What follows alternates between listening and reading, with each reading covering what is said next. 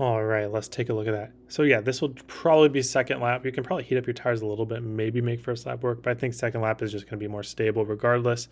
I like the line. Thanks once again to Tyler. My computer is still, I think I need to change my CPU. So while that's going on and I'm having stutters that I just can't run iRacing with, thanks a lot to Tyler for helping me out. So let's get to the run up here. Yeah, so with the run up, just run the outside line, try to prioritize as early. See how he lost quite a bit of time getting on entry? This is so that he can get on throttle as early as possible. Really like the turn down. Some people like to stay along the wall to build up their speed, but that means they're holding their steering angle for longer, so they actually aren't building up the speed that they could be. So when you turn down and make a straight line at the exit, that's how you build up the speed. So 1 and 2, during nighttime, usually the top is the best. Once in a while, bottom's a little bit better, but you can see it's pretty much evened out. You see how you can tell that he ran the bottom because of the distance that was up to like 7 hundredths from the top.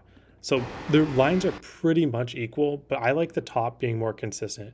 The bottom of 1 and 2, if you screw that up, you're just going to have a bad 3 and 4.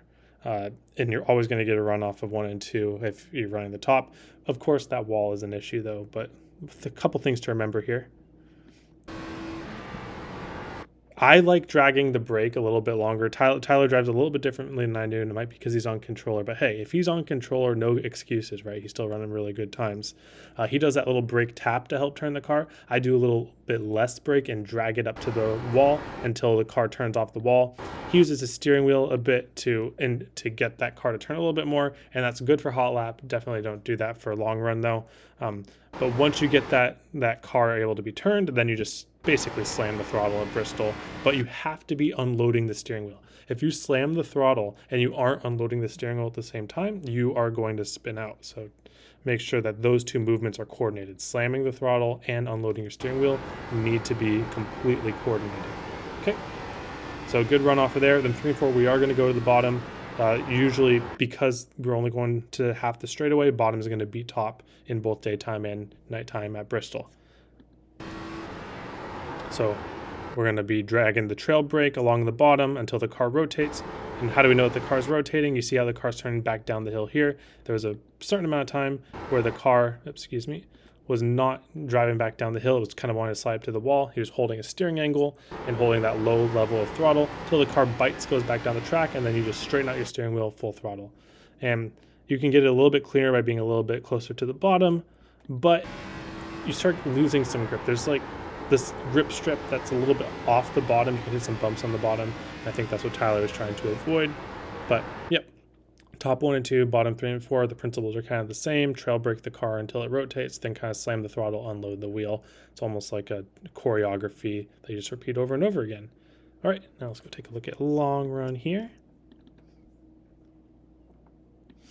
So, long run at Bristol.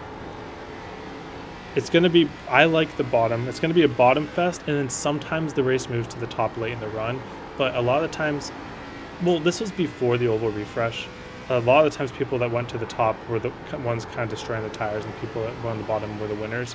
But ARCA with the oval refresh tends to be top favored. So I would recommend do like this.